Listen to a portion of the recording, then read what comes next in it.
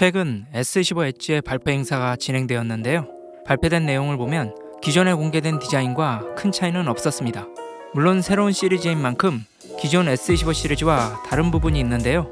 그렇다면 과연 S25 엣지는 기존 갤럭시 S 시리즈와 어떤 점이 어떻게 다른지 지금 저와 같이 알아보시죠.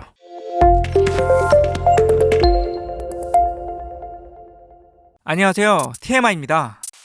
오늘은 S25 엣지의 특징을 알 수 있도록 기존 S25 시리즈 중 엣지와 가장 비슷한 스펙을 가진 S25 플러스와 차이점을 비교하여 알려드리도록 하겠습니다.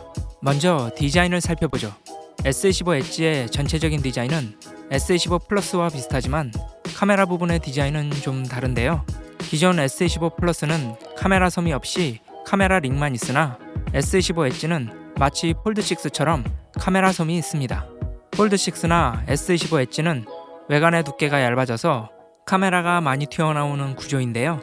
이는 미관상 보기 좋지 않을 뿐만 아니라 내구성에서 문제가 생길 수 있기 때문에 이를 보완하기 위해 카메라 섬을 넣은 것으로 보입니다.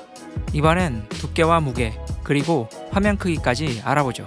이번 S25 엣지의 두께는 5.8mm이고 S25 플러스는 7.3mm의 두께인데요. S25 엣지는 이렇게 두께는 얇지만 화면은 6.7인치로 큰 편입니다. 이는 S25 플러스와 같은 화면 크기인데요. S25 엣지는 이렇게 화면이 크지만 두께가 얇아 163g으로 무게가 가벼운 편입니다.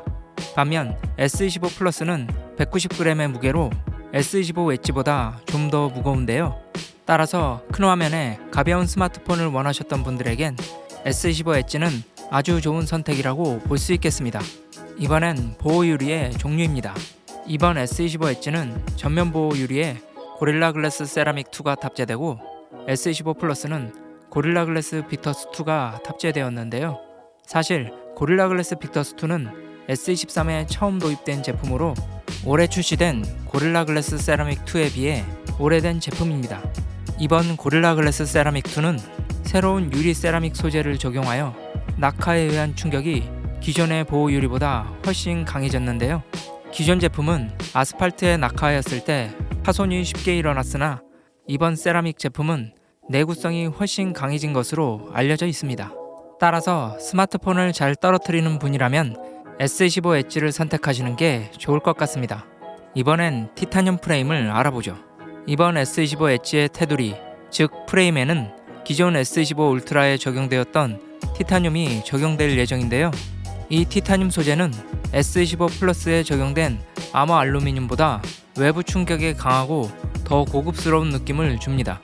기존엔 S 시리즈의 울트라 모델에만 적용되었는데요. 허나 이번엔 울트라가 아닌 라인업에도 처음으로 티타늄을 적용해주는 것이죠. 이는 S25 엣지를 단순히 얇게만 만든 게 아니라 기존 S25 플러스보다 더 상위 브랜드의 위치를 가져가기 위한 고급화 전략으로 보입니다. 이번엔 칩셋과 램 그리고 저장 용량을 알아보죠. S25 엣지와 S25 플러스는 스냅드래곤 8 엘리트 칩셋을 탑재했는데요. 이로 인해 칩셋에 따른 성능 차이는 거의 없을 것으로 보입니다. 칩셋과 마찬가지로 12기가의 램 용량과 256기가의 저장 용량까지 모두 완전히 동일한데요. 따라서 S25 엣지와 S25 플러스를 칩셋 성능 또는 램과 저장 용량 때문에 고민하실 필요는 없는 것 같습니다. 이번엔 카메라를 살펴보죠. S25 엣지는 2억 화소의 광각 센서를 탑재했는데요. 이는 S25 플러스의 5천만 화소보다 더 높은 화소로 S25 엣지가 S25 플러스보다 고해상도의 사진 촬영이 가능할 것으로 보입니다. 하지만 초광각은 1200만 화소로 S25 플러스와 동일한데요. 초광각은 둘 다 동일한 퀄리티의 화질을 보여줄 것으로 보입니다.